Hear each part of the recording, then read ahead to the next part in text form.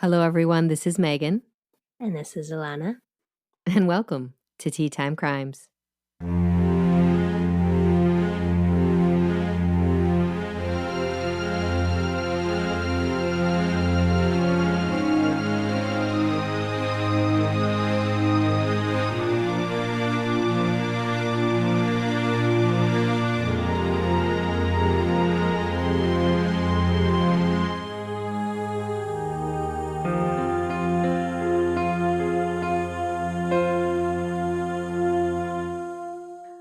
Welcome back. How you doing today?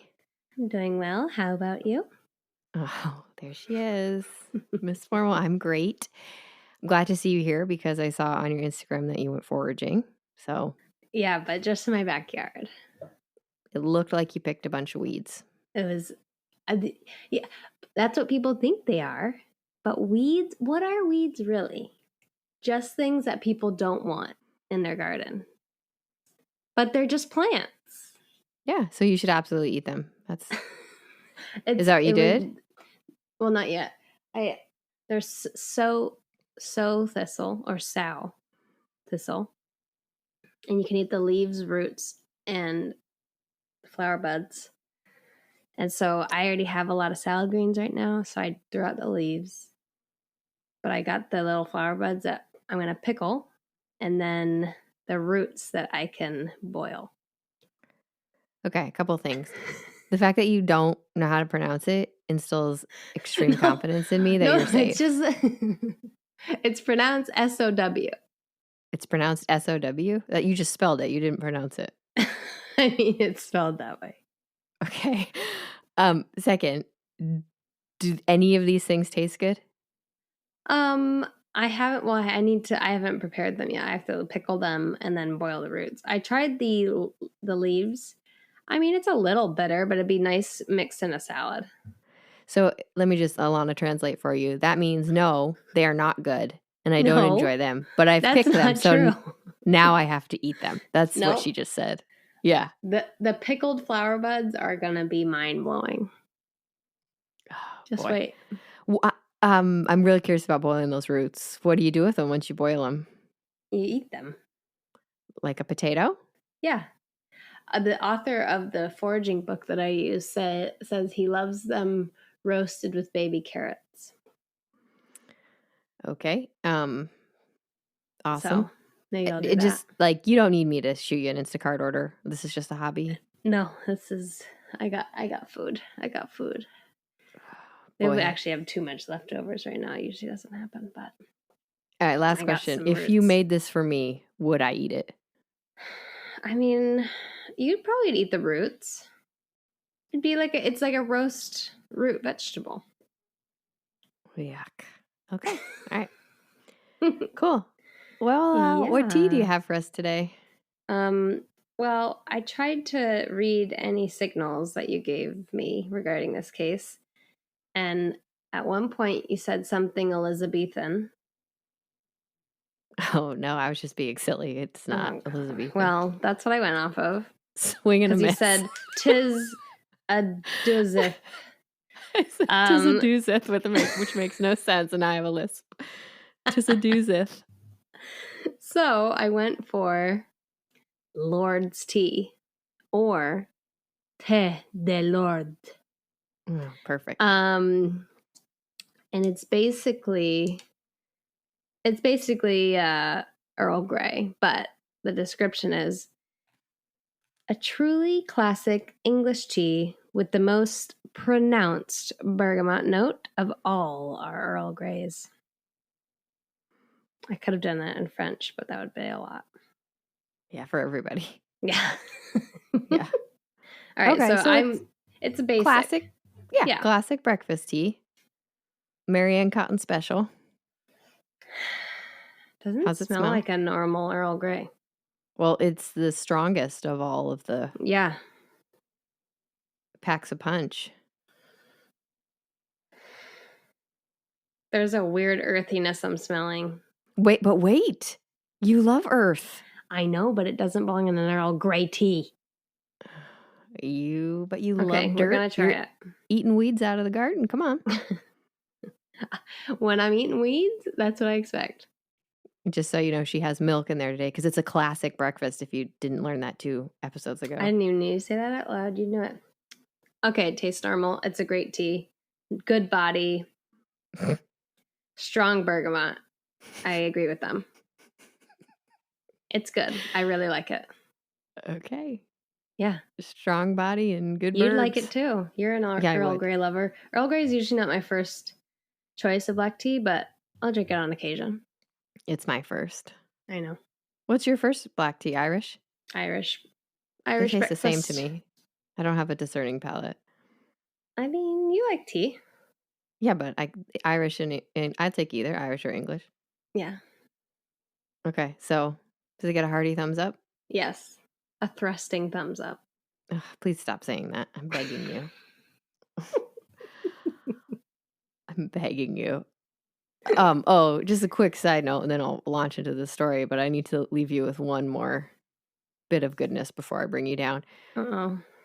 My 4-year-old did a school, end of the year school project, and he fills in a sheet about his family. And he said, my mom is 65 years old. Just so you know, I am the strongest grasp on age. He's about 30 years off. I'm not 65 years old.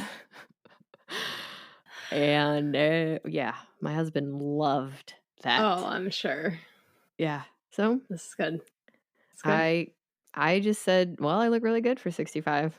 You sure do. I mean, it's amazing. Let's bottle up that skincare, am I right? That's how I choose to look at it. All right. Oh, God. So good. All right, you ready for this week? You're gonna hate it. Tis a doeseth. Tis a doozeth is what I said.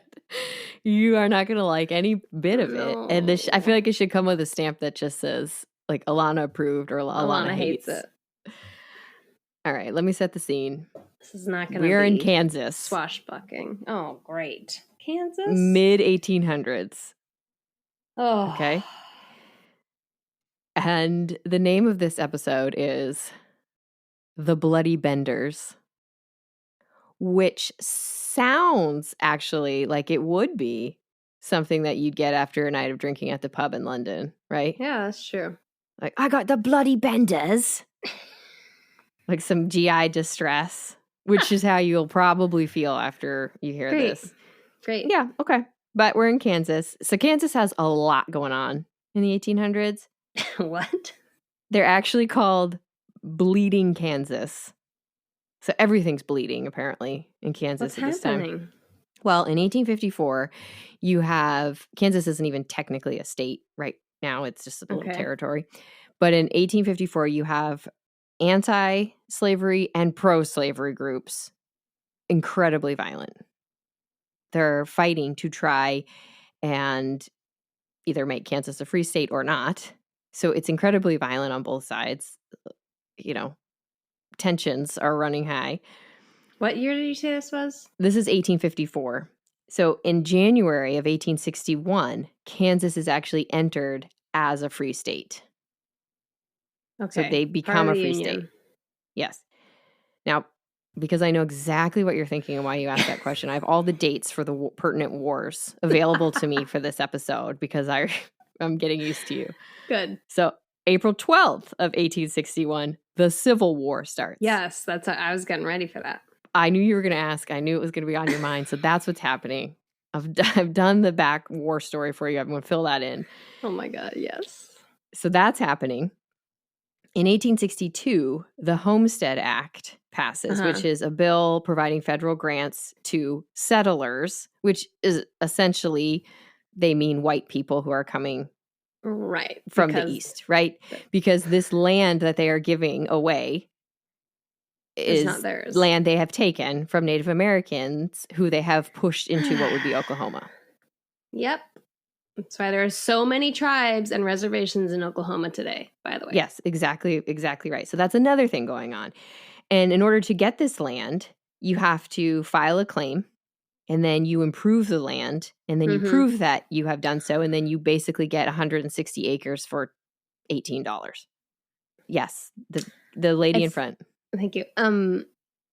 It's kind of like Fraser Ridge. That was that situation. Was it? A little bit. They give you the land so that you could do something with it. Yeah. Well, and yeah, we're always just coming back to Outlander. Always. You'd think Outlander was a sponsor. They're not, but Outlander, I would love us. That. Yeah. Contact us. teatimecrimes@gmail.com, please. Yeah. Could you imagine? Have a Claire on the show. You definitely. Yeah. Claire, she's our favorite sheep. Yeah. So you have people coming in from all over, right? To take advantage of this. Yes. And by people, I mean white European settlers. Right. The Civil War is still going on. Don't worry, I got you. It ends April 1865. Yep. Okay. And then in a few years, we're getting emancipation. Now, people are coming through Kansas to kind of get to the Wild West. Okay, that makes sense. Right? So Kansas is seeing a ton of different types of people come through. You've got people working on the railroad. You have people looking for gold and silver. You have pioneers trying to get claim on land. You have soiled doves, which is my new favorite phrase. Ew. Do you know what that means? No. It's sex workers. But I just think of a pigeon in a diaper when I hear it. But what did you have a question? When do you think the song "I Was Working on the Railroad" first came to be? Dang it, I did not anticipate that question, and I do not have an answer for you. It's a classic. Would you like to sing us a few bars? No. Yeah, I didn't think so. I'm not sure. Maybe it's in my head for the rest of the episode. Yeah, maybe they're singing that while they're moving on. So you've got a lot of people, okay? Picture bleeding Kansas. You've had decade of just violence, right? Hopefully all the pro-slavers are violently dead. You have a decade of violence, and then you've got people. Kansas is just its own thing. There's not patrolmen. It's not like there's a police force. There are incorporated it's close towns enough to be the Wild West at this point because it's not really regulated. Nobody's watching you. So it's super violent for a lot of reasons because of the people there and because of decades of violence. You have all these traumatized different groups of people. And on top of that, I mean, just the weather and the elements are dangerous. You also have just regular old outlaws, horse thieves, people trying to steal from people on the trail. Like it's chaos. Yeah. So in 1870, a new family moves into Kansas, into Labette County. And they are just, get ready to fall in love. Mm-hmm. So two men come in 1870 and they are looking to file a claim. They want to get that land. Okay. So there's Pa Bender and then there's John Jr. Okay. Pa Bender seems to really only speak German, and there's actually lots of German settlers, so that's not uncommon. Okay. And so he could have talked to people who speak German, but by all accounts, he pretty much just grunts things. I can picture it. So he's not much of a talker. Okay. And then you have John Jr., who is in his 27-ish, they think, 27, 28. So he's in his late 20s. He's fairly attractive, nice looking. He's got a mustache, like auburn brown hair. He's really, really chatty. He speaks fluent English, but he does have a German accent. Okay. Yeah. He's very chatty. Is that your German accent? Yeah. Perfect. As long as they don't want to say anything else. I think Pa Bender's accent would be like, ugh. That's how I imagine probably. Him. Like, hey, Mr. Bender, how are you today? That's how I imagine those conversations. Oh my God. So the problem with John, though, is he's friendly, but people think, and this is their term, air quotes, simple-minded, because he's drawn to just hysterical laughter at odd and inappropriate times.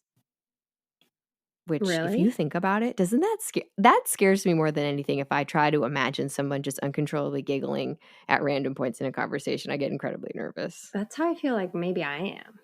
You think you're already identifying with John Jr.? Yeah. I'm here to tell you that no, you are not like John Bender Jr. Okay. So these two, just charmers cruising. One grunts and one laughs. Yeah, the grunter and the laugher are just ready to rock. They file a claim. They've got some land, and they immediately put up a cabin. It's a 1-room cabin, 16 by 24 feet, 9-foot ceiling. They've got a barn, a corral, and a well. Okay. So they get to work on it. Yeah, great start for what's about to happen. Oh my God. And then after that's finished, the rest of the family arrives. 2 women. Oh. You got, obviously, Ma Bender. Mm-hmm. Because she, Mom and Pa, you need a counterpart. And Ma Bender speaks a little bit more English than Pa, but it's not great. It's kind of this mix of German and English, and also she doesn't seem to want to talk to anybody either. Got it. I mean, she's called the she-devil after a while because she's so unfriendly. Wow. Yeah. Then there's Kate. Kate is, like John, incredibly friendly. Mm-hmm. She speaks fluent English. She has barely any accent, if any at all. She's also seems to be up on the etiquette. So she's got some manners. Okay. She's very friendly. She's very talkative.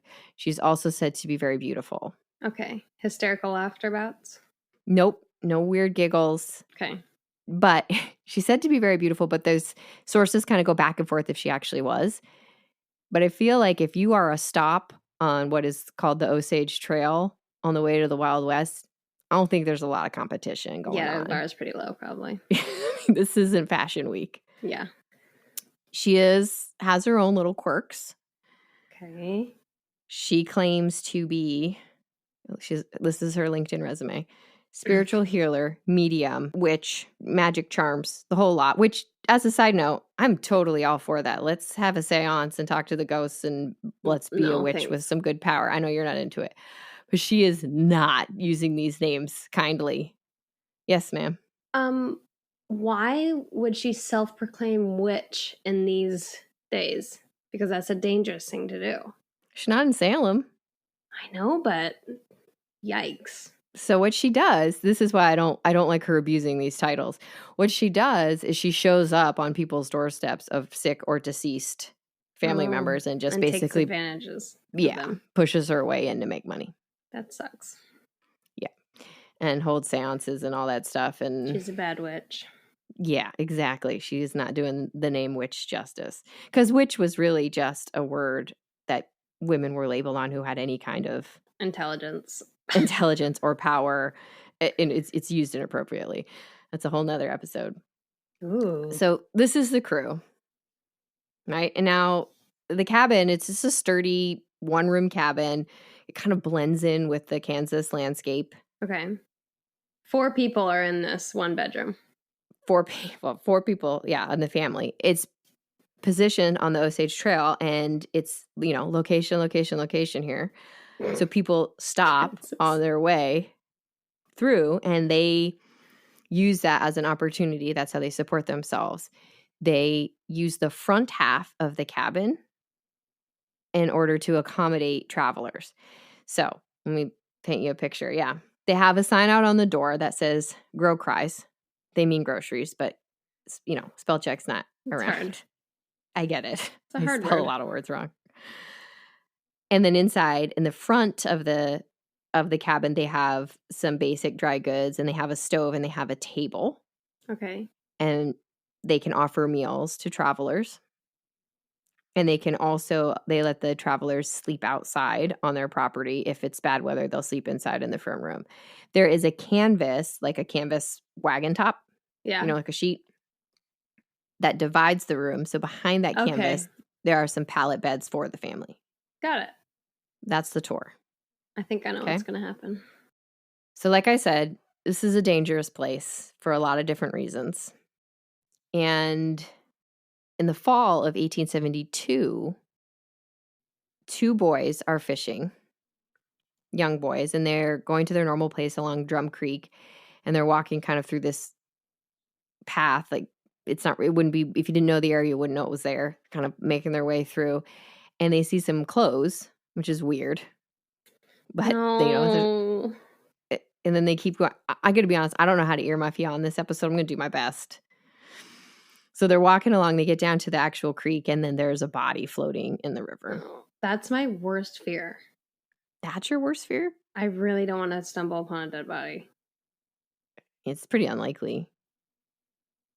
I think your worst fear, though, would be stumbling across a dead body right after you used a chamber pot. Oh, that's a good point. Yeah, so it can always be worse. Anyway, they find the body. They go to get help because they're kids. They go to get adults. And they pull the body out and they realize that this man has his skull crushed in and he's nearly decapitated. Whoa. They put a description in the paper because nobody knows who he is. He's only in his undershirt. There's nothing identifying on him. His wife recognizes the description. Her name is Martha, and she travels to identify him and confirms that he is her husband, William Jones, and he had left their home to go and for a job, to go and build a school, and then he was supposed to come back and he hadn't. So immediately the investigation goes to the man who owns the property, and the man who owns the property says, "You search it.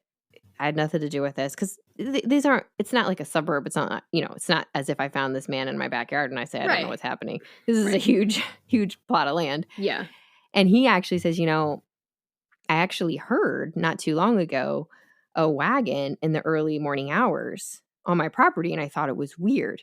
And I heard it, and it was also making this really weird rattling noise. So the investigators go to where a wagon may have entered on the creek, and they actually see the tracks from a wagon. But they're very distinctive because one of the back wheels would have been broken a little bit, enough so that it would, one, make a weird sound like the man described, and two, be really easy to identify and match to the wagon that it belonged to. Okay. So this man says, "Check all my wagon wheels," which sounds like a great country song. And none of his wagon wheels match that. So they kind of rule him out and they don't know what happened. And they think that it's having to do with horse thieves because there are tons of outlaws and thieves in the area. So they think that this man just probably ran into bad company. They robbed him because his wife said he should have had $250 on him. That's a lot of money. Right? It's a lot. And he did not. So, that happens. Then 4 more men go missing. And again, people think it's outlaws or the elements or any number of the things I mentioned earlier. Nobody's super concerned.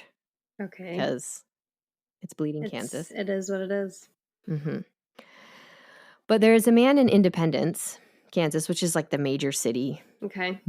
Near this Labette County. There's a man named George Loncourt who had settled there with his wife and his young son.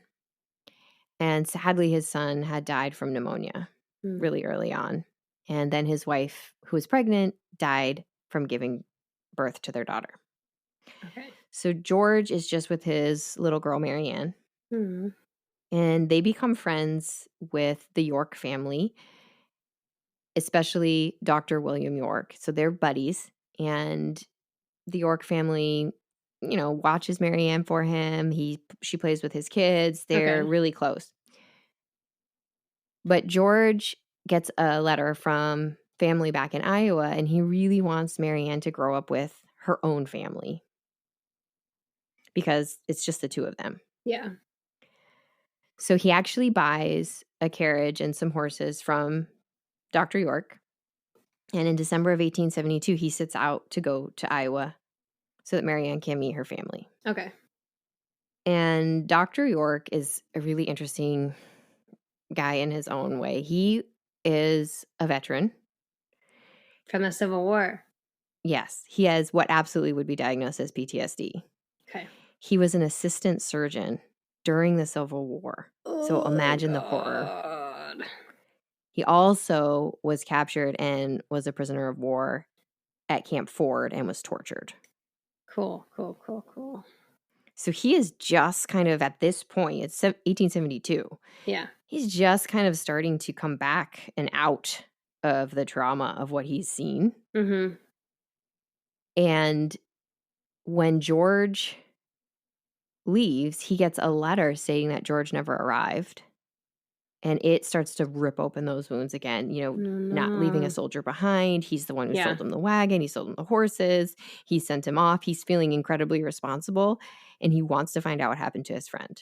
So it's 1873, but like I said, is December. So it's really just the next few weeks that Dr. York takes off to try and find out what happened. And he starts to travel the same trail that George and his daughter traveled to find out where they went and where they didn't, so he can kind of pinpoint and see what happened.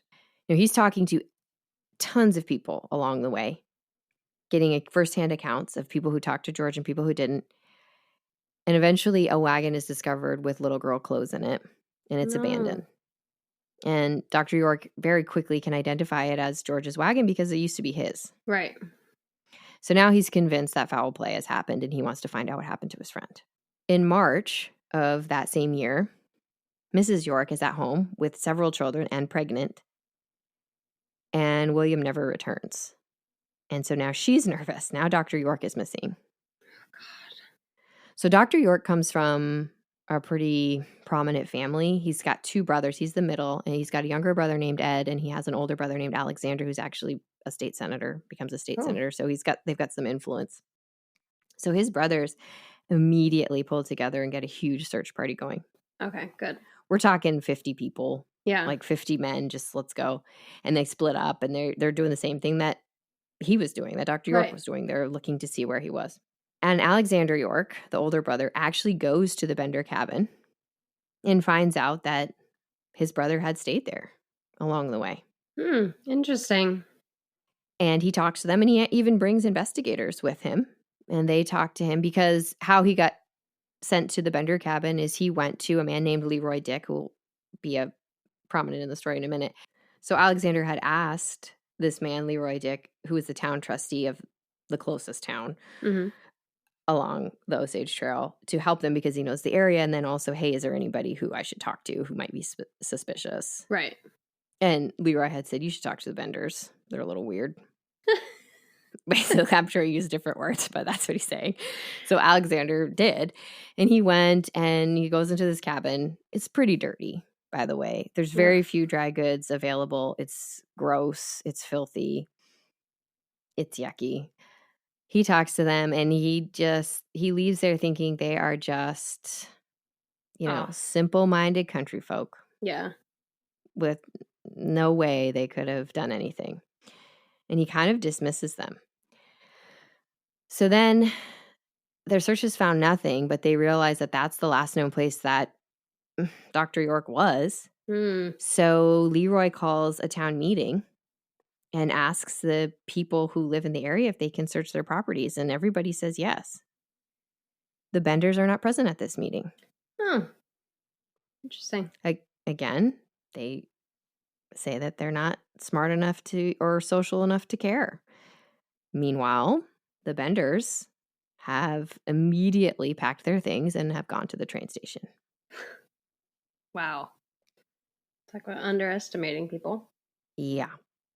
It's honestly some time later that a neighbor, Billy Toll, realizes that the Bender livestock is not being taken care of, and they're starving. No. So he goes over and feeds the animals. Okay, good. And when he's there, he notices an unbelievable stench. No, I don't want to know. So he goes and gets Leroy. Oh, God. One of the books I read was Hell's Half Acre by Susan Jonusas. It's an excellent book. It's really well written, and she does a beautiful job of getting the facts but making it a story. So highly recommend. Anyway, when she's describing the scene, she says that actually this neighbor happens upon 2 men before he gets to Leroy, and they're real estate agents, and they were having a hard time selling property in the area. I'm like, yeah, you think? This is not going great. Business a little slow. Everything I'm describing, it sounds perfect. Anyway, they eventually get to Leroy, and Leroy brings people over to examine. Leroy goes in first, and he's hit. Nobody had opened the door to the cabin because they were all freaked out. Honestly, Leroy opens the door to the cabin, and he's hit with just a wall of flies. I can't. Okay, it stinks to high heaven. He goes in there, and he's looking around just to see. It's totally abandoned. There's nothing, personal items, everything's really gone. and all the furniture's been left behind. He kind of looks around a little bit, and under the stove, tucked away, wrapped up and hidden, he finds a little bundle, and he pulls it out, and there are 3 hammers in there. 3 makeshift hammers, the biggest one being a sledgehammer. That's what that guy's head happened. You're connecting the dots, girl. So he gets reinforcements, right? And they go, the back of the cabin is the strongest smell. So they move one of the beds, and it's covering a trap door. No, don't go down there. So they open the trap door. The smell hits them in the face. It's disgusting. Men are vomiting. I'm vomiting. And keep in mind, a lot of these men are Civil War veterans, so they immediately are recognizing the smell of death. Oh my God, oh my God, oh my God. Yeah. And they look down, and the trapdoor kind of leads to a cellar, but there's a slab on the floor, so they can't dig. So they physically have to move the cabin off of the foundation and move it to the side. And then they go in, and they have to break up the slab in order to dig underneath. So they're doing this intense labor. The slab and the soil is stained with blood. I'm nauseous. But they are not finding anything. There's nothing down there. Yes, there is. Nope. They ground him up into bits. So Leroy, he actually comes out of the cabin for a little bit. He needs a break. Yeah. Right? He's outside getting some fresh air. He's just looking out over the land. And he realizes that the apple orchard is really the only thing that looks taken care of on the property. And he's kind of just looking around and looking out. And then he notices that the ground is pretty uneven. So he asks for a rod, and he goes over to the first bump. And he sticks it in the ground. No. And about 4 feet down, he stops hitting dirt. No. Yeah. And so the team moves over to the orchard, and they start digging. No. And in a very shallow grave, they find Dr. York. Oh. Now, Ed, his brother, had arrived. His younger brother. Alexander was not there. Ed had arrived. He's been searching for his brother this whole time. And before they found his brother's body, he actually went into the cabin and looked around himself, and he found wedged between a piece of furniture his brother's horse bridle. And so at that point, he knew that they were looking for a body. He was confident that something had happened to William, and it had happened there. So he's not surprised when they uncover this. Yeah. And Dr. York's face is intact, and Ed is able to identify him. He has suffered the exact same injuries as the man at Drum Creek, and the doctor confirms that the hammers Leroy found were the murder weapon. So he just conks them on the head when they're sleeping, maybe. I'll get to that in a second. So they have Dr. York. They've recovered his body. He's also only buried in his undershirt. The crew finds several other uneven spots. And over the course of the next few days, they find a man named Ben Brown buried in the apple orchard, a man named W.F. McCrotty. They find a man named Henry Mackenzie, who was actually Leroy's cousin, and he didn't know he was missing. They find a man named Johnny Boyle in the well. Ew. Dr. York, obviously. They find Dr. York's friend, George Longcore, and his daughter. No, you can't do that. And they find an identified male, an identified female, and various body parts. That's disgusting. Yeah. Ew. I don't know if you want earmuff for this next part. Up to you. Well, I don't know. I'm going to describe some of the injuries. Okay, I'll just do it. Yeah. So all of the men were killed in the same way. Their skull was bashed in by a hammer, and then their throats were slit, with the exception of the little girl, Marianne, who had injuries but none that would have killed her. It's believed that Marianne was buried alive with her father, who was already dead. I'm back. So I'm upset. All the signs are pointing to the Benders, if you have a guessed. And based on survivor accounts, so now people start kind of coming forward. They're piecing together what they think is happening. So the Benders would invite people in off the trail who were traveling alone. They would purposefully seat them at the best seat at the table, which happened to have their back to the canvas sheet.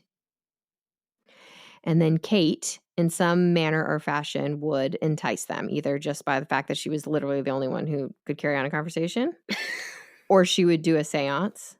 Oh. There are some sources that say she would also offer the men, a little something else. A soiled dove. Yeah.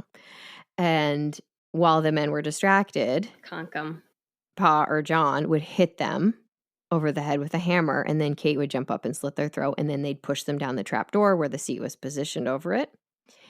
And then they would strip them of all their valuables and then bury them in the orchard. Why would they take all their clothes except for an undershirt? They probably sold them or wore them or used them.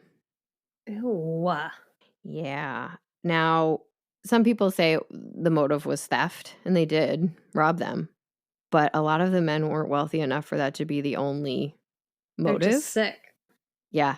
And honestly, a lot of the men were dismembered. Like, there's just random body parts. That's sick.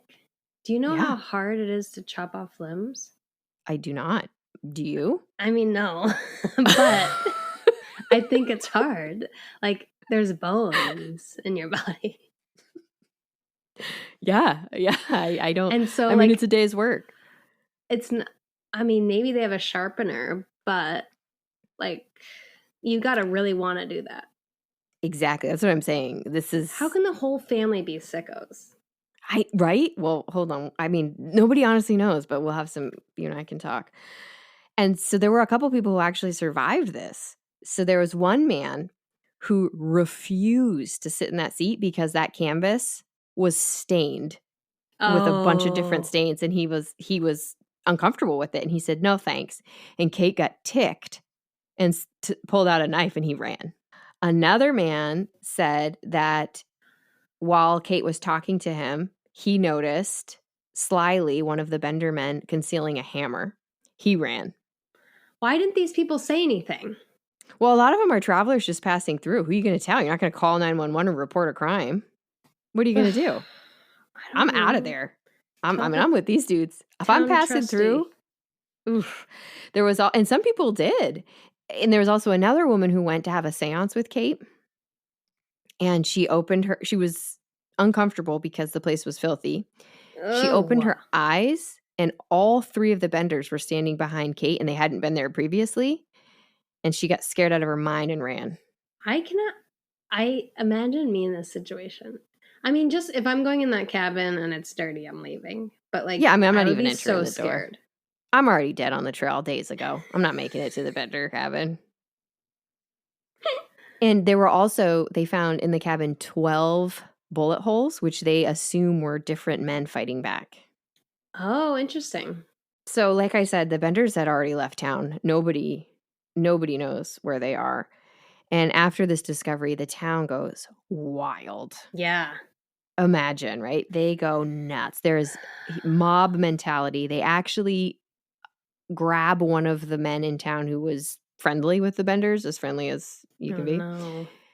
And they hang him from the rafters, and they yell at him to confess, and he doesn't know anything, and so they cut him down. They do that 3 times. And on the 3rd time, they think he's dead, and they leave him, but he's actually not, and he gags himself awake and stumbles home. He survives? Yeah. I don't think he's got many friends left, though. Time to head west, homie. The older brother, who had seen the Benders last, is racked with guilt, right? He let the Benders go. He dismissed them. Oh, right. As country folk. I mean, obviously, William had already been attacked and was already buried, but he feels terrible that he let them go. And he starts his own huge manhunt, and they're arresting people who have nothing to do with it because there's so much anger, and he actually has to apologize and release a bunch of people. Okay, well, that's good. But the Benders are on the run, and they're really working hard to track them. A couple of things happened. The Benders had abandoned their wagon, which, wouldn't you know it, had weird back wheel. Which can be tied to the first man. Yep. And they also had, you're going to hate this with a passion, they also had a very distinctive traveling trunk because it was made out of dog hide. Ew. Why? Mm-hmm. I mean, go get a bison. Plenty of them nowadays. I mean, they're getting people. Ew. That's the level they're at. Ugh. So they jump on a train. Kate and John take one train. Ma and Pa take another. So Kate and John are headed to Texas. Ma and Pa are headed to Missouri. By the way, plot twist, nobody thinks that John and Kate are brother and sister. They think they're actually a couple. Or maybe both. I don't know. Oh, no. And the couple, Kate and John, actually jump off the train before it arrives, so it's harder to track their location. Yeah. And then they disappear onto tribal land because tribal court has no jurisdiction over them. Yep. So they're hiding out and they just wait for Ma and Pa. That's what it's believed. I mean, honestly, nobody knows for sure. That's what's believed has happened. The state of Kansas actually offers a $2,000 reward for their capture. Wow. But they have to be brought in. Bounty hunters galore. Yeah, it's a scene. This reminds me of a game called Red Dead Redemption where you're like an outlaw in the country of this time. I think that they said that the Benders were. Are they part in the game? I think they were. I gotta look that up afterwards. Yeah, you have to look it up. I thought I read that somewhere that they were the because there is a movie about them, which it's too scary for me. I won't be able to watch it either. You won't. But there is a movie about them, and then there's also, I thought they said their inspiration for a game. Interesting. So once this happened, the railroad had to actually add extra stops because 700 people came by train to see the site. And the nearest stop was 2 miles away. So then people from town would make money by driving them in, or people would walk the 2 miles. And they started scavenging the site for souvenirs. And eventually then, after so many years, the entire cabin was gone because people had taken a piece of wood. That's disgusting. Well, I don't get that at all. Well, I know it's not your thing. Let's go scavenge from a murder site. That sounds fun. I know you would. I know you're scavenging for weeds. It's different mindset. Different mindset. Honestly, nobody knows what happened to the Benders. What they found out after the fact is they think that John was not John Jr. They believe his real name was John Gephardt.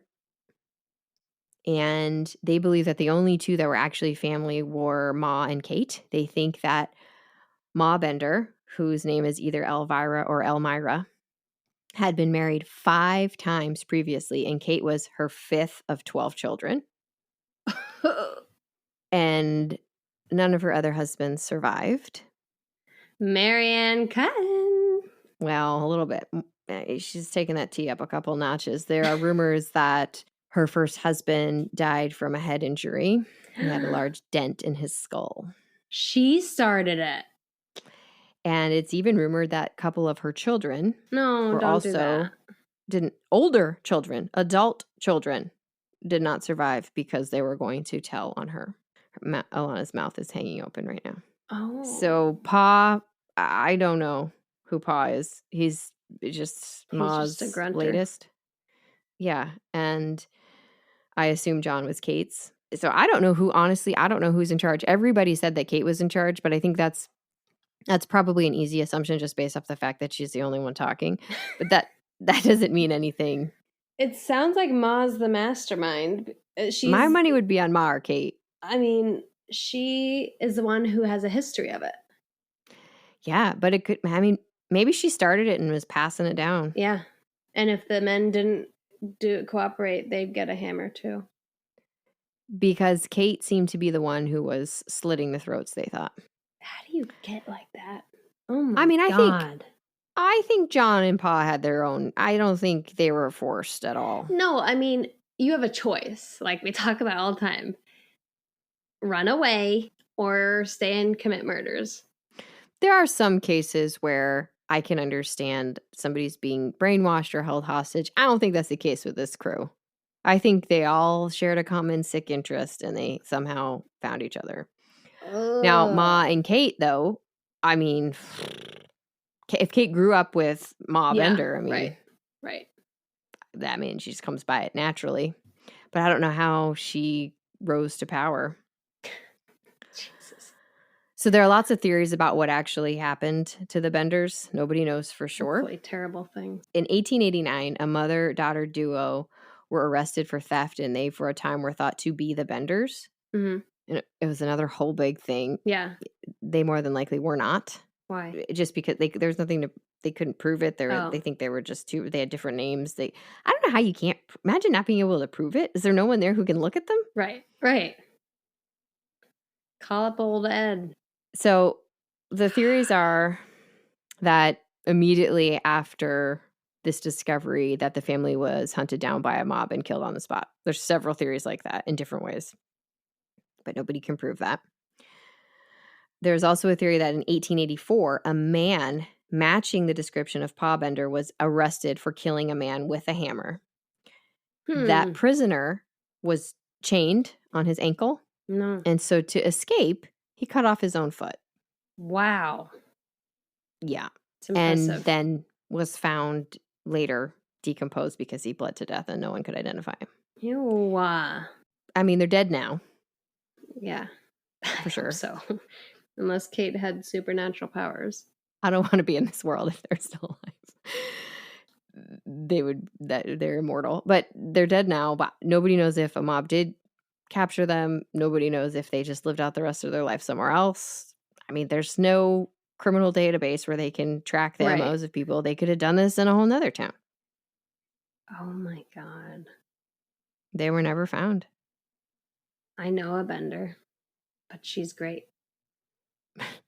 Hopefully she's not related to them. Cool. Yeah, hopefully not. Wow. That's terrible. So I hated it. Alexander was devastated for the rest. I mean, just devastated for the rest of his life. William's wife was in such grief, and it's really sad, honestly. She gave birth to the child she had, and that child died. Oh my God. When it was young from illness. And then her two oldest sons went to live with the York family. She really, it was so sad. Terrible. She really had nobody. Yeah. Wow. I mean, she had her one daughter and for a time, but it was really sad. And she actually wrote a book about her experience and her grief, but people didn't receive it well because it had nothing to do about the Benders. Really? And she used to get so sick of people asking. Oh, yeah. She doesn't know. Yeah, of course. God, that's awful. Yeah. So I don't know how you get that way. I don't know how you find 4 people who are like that. That's terrifying. Maybe they got mauled by bears or something like that. Very violent. I mean, anything's possible. To do that, I mean, to even like a child, like that's another level. I guess it's weird to me that they targeted the people that they targeted too. They're just anybody coming by. Gonna grab you. You're dead.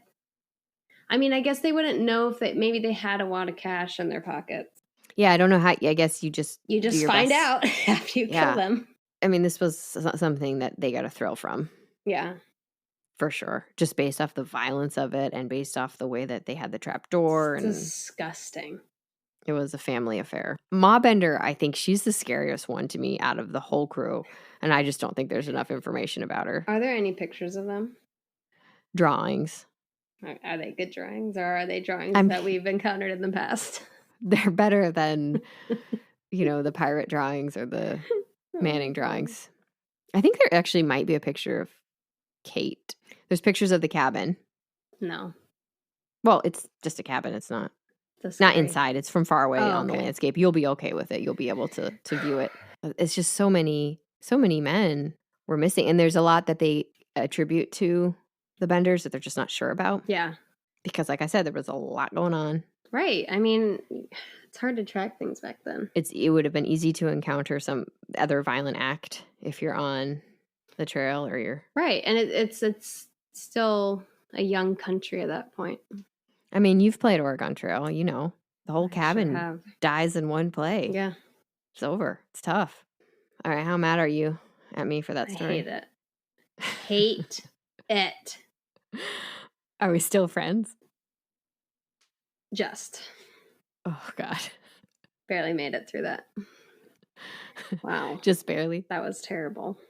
There's not even any justice at the end. I like to think that Paul was the prisoner. Well, yeah. Or that the mob got him. Ugh. Terrible. I feel like they wouldn't have been able to stop. Yeah. So I think they did die, or they fled the country. It seemed to be a thing. I mean, especially Mawbender. I mean, how many? Right. They make the assumption that it was the men, but I wonder if it wasn't Ma. Who did the conking? Who did the hammer hitting because of the way her husband's died. I'm not sure. How big was she? She was in her 50s, she's younger than me, according to my son. She just said heavy set with brown hair and blue eyes in her 50s. That's a description. I don't know what that means. I mean, strong enough to use a hammer, I suppose. Wow. A lovely case. I'm sorry. That's the Bloody Benders. Do you have any last words? Don't underestimate people. Yeah. Suspect everybody of murder. Yeah. I wonder if John just did that laugh just to set up maybe he was a genius. Oh, just to pretend like they're a little weird. Yeah. I mean, they're definitely a little weird. Oh, but yeah. maybe he was trying to do that to throw people off. Oh, man. Because Kate used her charm to do the same. Sure.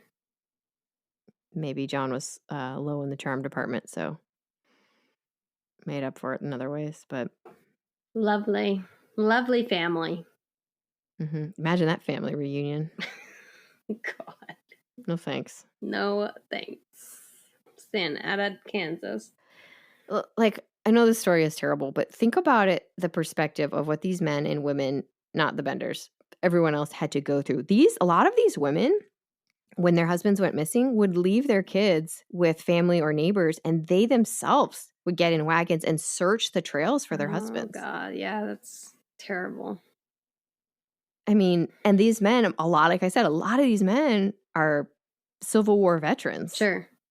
And a lot of these men are having left their family either for work or to find land and like move their whole family out there. They're trying to find a better life. They're trying to put the past behind them.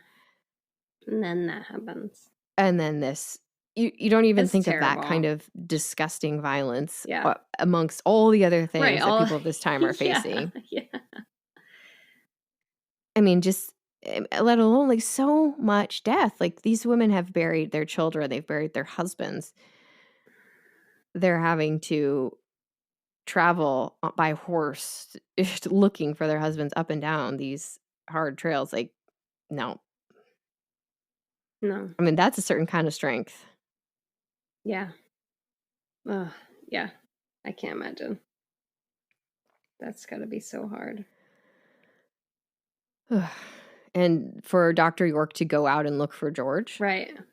Yeah, that was really cool of him. He's the whole reason it stopped. Yeah, Didn't you're end, right. Obviously, how we would want it to, but he's the whole reason it stopped. You're right. His family got involved. So at least think of those people in this story. Yeah, that's true. All right. Whew.